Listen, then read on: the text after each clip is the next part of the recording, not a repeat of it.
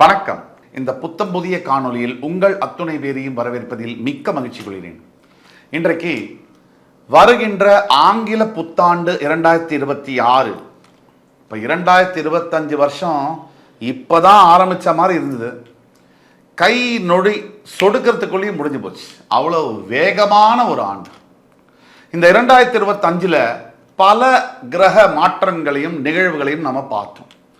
நம் எல்லோருடைய 12 ராசிகளுக்குடைய அத்தனை பேருக்கும் வாழ்க்கையில் முன்னாடியோ பின்னாடியோ நிறைய மாற்றங்கள் நடந்திருக்கு. நிறைய நல்ல விஷயங்கள், நிறைய போராட்டங்கள், நிறைய சிக்கல்கள், நிறைய சவால்கள், நிறைய சாதனைகள் எல்லாமே நடந்திருக்கு. பல பேருடைய வாழ்க்கை மாறி இருக்கு. அதே மாதிரி வருகின்ற ஆங்கில புத்தாண்டு 2026 எப்படி இருக்கும்?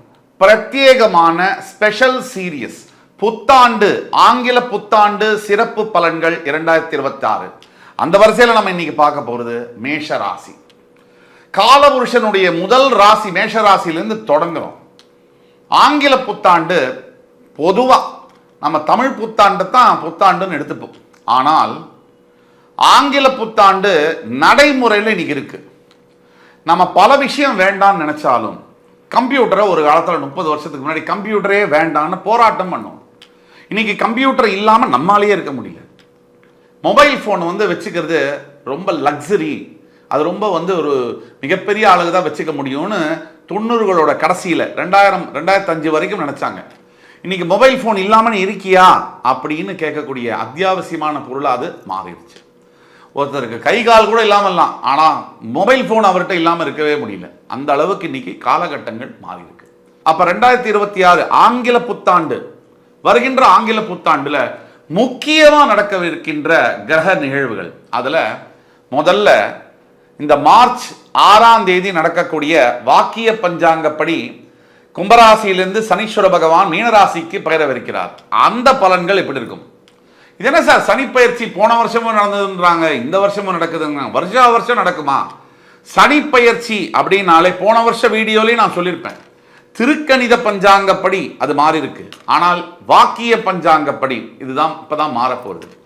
வாக்கிய பஞ்சாங்கம்னா என்ன, திருக்கணித பஞ்சாங்கம்னா என்ன?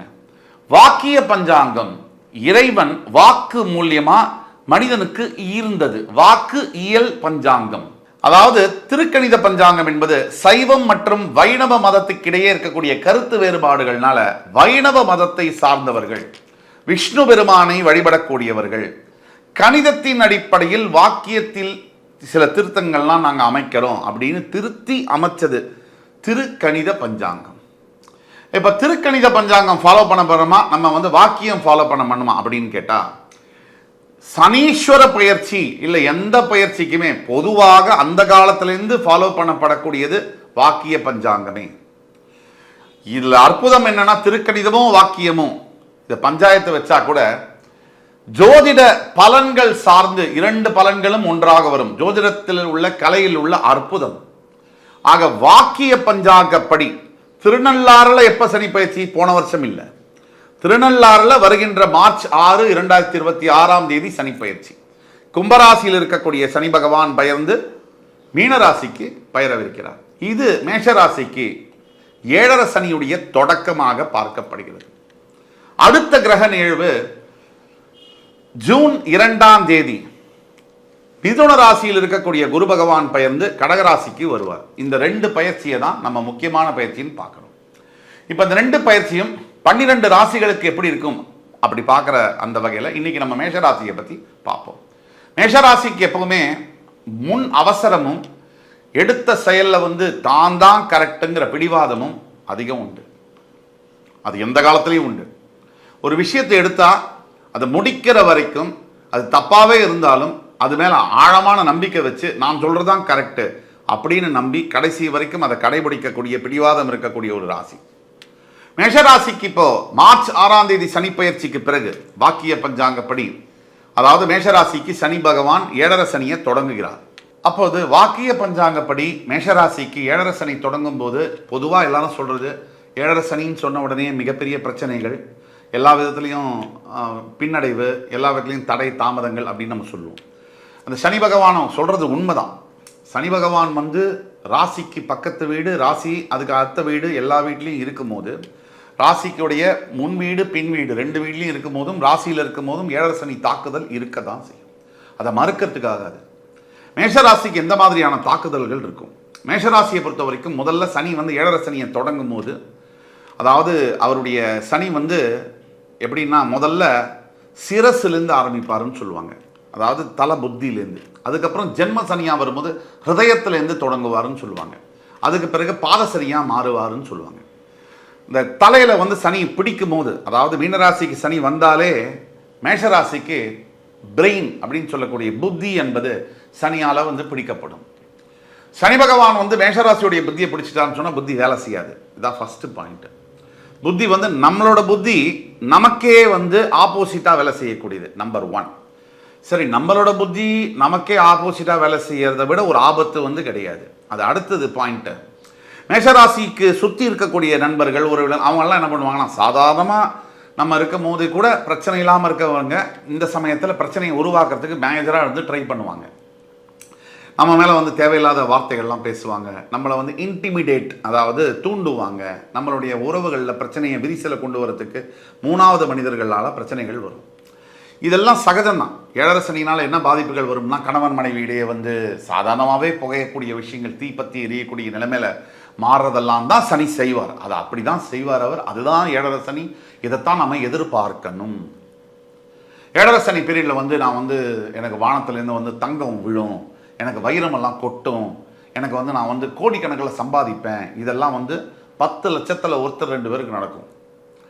10 லட்சத்தில் 99.99% என்ன நடக்கும்னா பிரச்சனைகள் தான் வரும், ப்ராப்ளம் வரும், நிறைய சேலஞ்சஸ், எதிர்ப்புகள் வரும், ஆஃபீஸ்லேயும் வரும், தொழில் செய்கிற இடத்துல வரும். ஒரே மாதிரி போகாது. இப்போ கீழே மேலே ஏறணும்னா வாழ்க்கையில் கீழே இறங்கி தான் மேலே போகணும். அப்போ இறங்கக்கூடிய காலம் பாடம் படிக்கக்கூடிய காலம், அது தண்டனைக்கான காலமாக பார்க்கக்கூடாது. யாராக இருந்தாலும் எப்பேற்பட்டவர்களால் தான் அவரவர் செய்த கர்மாவிற்கு ஏற்ப சனி பகவானுடைய பலன்கள் அமையும். அவரவர் ஒவ்வொரு கர்மா செய்வாங்க. அதாவது சஞ்சித கர்மா, பிராரப்த கர்மா, ஆகாமிய கர்மான். அந்த மாதிரி ஏழரை சனியுடைய தாக்குதலில் மேஷராசி செவ்வாயுடைய வீடுங்கிறதுனால அது சனிக்கு வந்து 3 மற்றும் 4ஆம் வீடு. மகரத்திலேருந்து பார்க்கும்போது 4ஆம் வீடு, கும்பத்திலேருந்து பார்க்கும்போது 3ஆம் வீடு. அப்படிங்கிறதுனால உங்களுடைய சுய ஜாதகத்தில் சனி எங்கே இருக்கார், அதனால் அதை வைத்து உங்களுடைய பலன்களும் சிலது மாறும். உங்களுடைய இப்போ தசாபுக்தி, உங்களுடைய பிறப்பு ஜாதகத்தில் நடக்கக்கூடிய தசாபுக்தியை வைத்து பலன்கள் மாறும். ஒட்டு மொத்தத்தில் புத்தியை வந்து சனி பிடிக்கக்கூடிய இந்த காலகட்டத்தில் நாம் எப்படி தப்பிச்சுக்கணும், நாம் எப்படி வந்து சரியாக இருந்துக்கணும் அப்படிங்கிற கோட்பாடுக்குள்ளே நம்ம போகும்.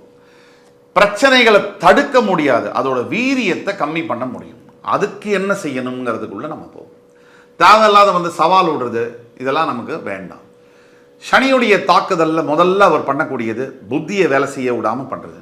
அப்போ புத்தியை வந்து நம்ம என்ன பண்ணணும்னா, புதிய முயற்சிகள், புதிய விஷயங்கள், புதிய முன்னேற்ற பாதையிலலாம் அதிகமாக கவனம் செலுத்தணும்னா அதிகமான இழப்புகளையும் ஏமாற்றங்களையும் தருவார். அதனால் எதையும் பண்ணாமல் இருக்க முடியுமா அப்படின்னு கேட்டால் பண்ண தான் வேணும். ஆனால் அதை ரொம்ப ஜாக்கிரதையாக பண்ணணும்.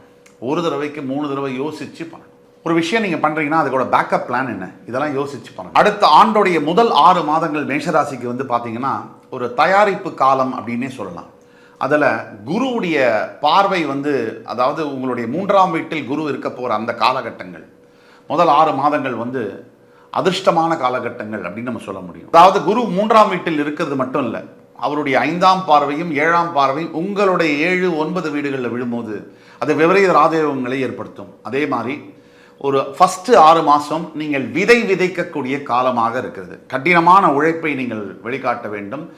தொடர்ந்து கன்சிஸ்டன்ட் ஹார்ட் ஒர்க் அப்படின்னு சொல்லக்கூடியதை நீங்கள் செய்யணும். அதே மாதிரி முதல் 6 மாதங்கள் எந்த ரிசல்ட்டு, எந்த ஒரு எதிர்பார்ப்பும் இல்லாமல் நீங்கள் உழைக்க வேண்டும். இதை நீங்கள் முக்கியமாக வச்சுக்கணும். அதே மாதிரி குருவுடைய 7ஆம் பார்வை உங்களுடைய 9ஆம் வீட்டில் விழும்பொழுது உங்களுக்கு வெளிநாடு செல்லக்கூடிய யோகங்கள்லாம் வந்து நிறைய வரக்கூடிய வாய்ப்புகள் இருக்குது. அதாவது தனுசு ராசி மேலே தன்னுடைய வீடு மேலேயே குருவுடைய பார்வை மிதுனத்திலிருந்து முதல் 6 மாதம் விழும்போது, அதாவது இது நாள் வரைக்கும் அப்ராடெல்லாம் நான் போவேனா அப்படின்னு நினைக்கிறவங்களுக்கு கூட ஆன்சைட் ஆப்பர்ச்சுனிட்டி கிடைக்கக்கூடிய சான்சஸ் 100க்கு 100% உண்டு.